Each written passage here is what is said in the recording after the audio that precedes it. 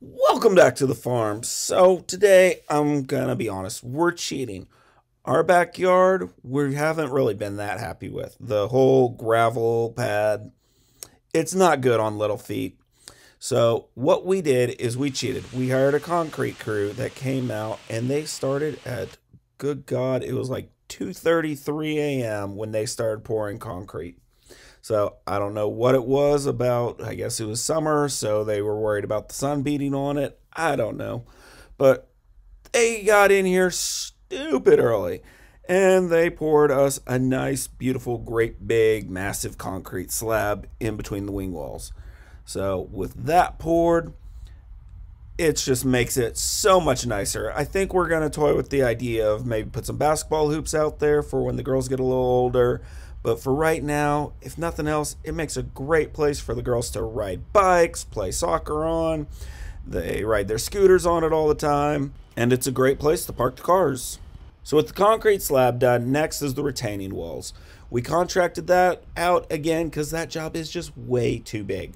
So we actually went as far as Osage Beach and contacted Heartland Landscaping Group out of Osage Beach, Missouri. We're a little bit further than they would prefer to have worked, but at the same time, since we're not around the lake, it was a lot easier job site than for them to work with than they're normally used to. We had a lot less stone, and it was very easy for them to get all their pallets and their materials with us. As you see here, this is them using a handy little tool that uses suction to lift the larger stepping stones. These stones are actually used to make the stairs in our retaining wall. So he's able to use his skid steer to a boom and that fancy little hootis to just set these in place. And from what I understand, there's not a lot of jobs that they get to use these tools on because they're down at the lake, which is steep hills, lots of steep grades, very hard to get the large equipment in. So apparently they use, 3, 4, 5 guys to manhandle these. This job, it was very easy for them to use the heavy equipment to just set them in place. I love the stone we chose. My wife did a great job of picking out the colors. And these guys did a fantastic job putting them in.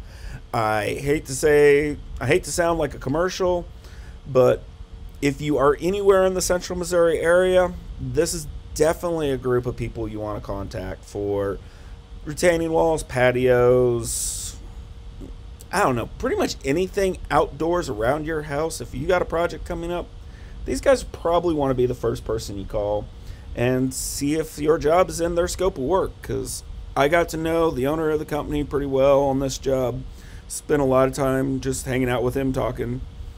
It took them approximately 2.5 weeks to get this job done, but it was also over Thanksgiving, so they did disappear for 4 or 5 days over the Thanksgiving weekend, which obviously seems completely reasonable to me.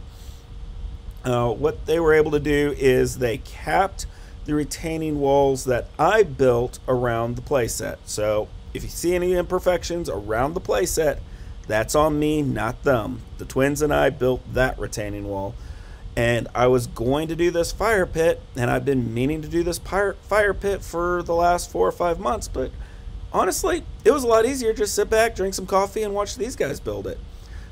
Jen is the one actually building the wall. She's, from what I understand, she's a new team leader. I think she's been with the company for about 6 months.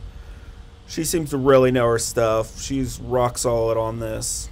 It was really fun just kind of hanging out with these people and watching them do their craft. These guys are obviously experts in their field, and I am not. I know enough about retaining walls to be dangerous. So there's a few times I was able to kind of jump in, lend a hand where I could, here and there, but really I just pretty much stood back and let them get the job done. And they showed up every morning that they said they would. Right at 7 o'clock, I would hear them turn on the skid steer and start getting stuff around and get going. Because we are a little bit out of their service area, they did opt to get hotel rooms in the area, so that might have cost us a little bit more on this job. But hey, you pay for good work, I guess. And this was some great work. They went ahead and didn't finish the fire pit just because time-wise and realistically, that's an easy job. It was getting late in the day, and it was their last day. That was the last job that needed to be done. And I'm sure I could have talked to them, and I'm sure they would have come back the next day, but why drive almost 2 hours to do what took me an hour to do? So that was pretty much the only part I had to do myself. So the bricks on the right are the bricks I laid for my retaining wall, and the bricks on the left, that is what Jen laid. And obviously she did a great job of matching them. I think it would have been better if I would have built the fireplace and the retaining wall at the same time, so I could have interlaced the blocks and used the same size blocks. But I kind of like the different sizes of stone, of the little stones here for this wall, the big stones everywhere else. And this is the staircase for the south wall.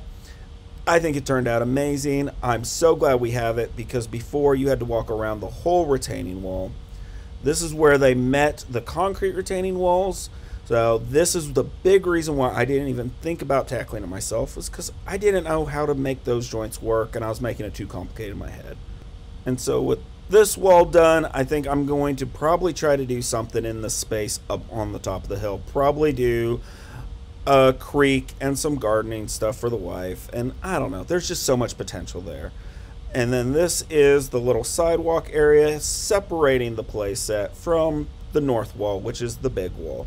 And then we had that weird little gap between the concrete and the retaining walls, where we just blocked it and filled it with gravel. And I think they tied it in so well. And then here we have the stairs on the north wall, which goes to a landing, which goes to a few more steps up to the deck. And this is just, in my mind, it's beautiful. I was unsure how we were going to do this transition from the deck all the way to the play set. We have this dirt area so that we can do a little garden, probably an herb garden or something decorative. And the views up here are just amazing. I love it. This large space, my wife and I are thinking about putting some flagstones in and like a picnic table in. But here you can see where we had the amateur me install these small bricks, and they expertly took that and transitioned it into what they had done, and it turned out fantastic. Over here now. And of course, there wouldn't be no MD Triple Creek Ranch video complete without Brianna photobombing somewhere.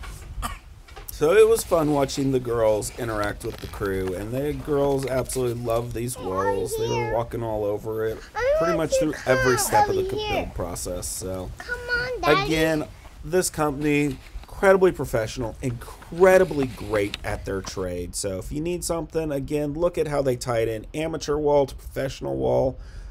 They do good work. And they have a wide variety of skill sets, so they do a lot more than just blocks. So if you need something done and you're in the Missouri area, highly recommend them. And if you haven't seen the video of the twins and I building the retaining wall, click here and enjoy. I'm Ben with MD Triple Creek Ranch. Good luck to you.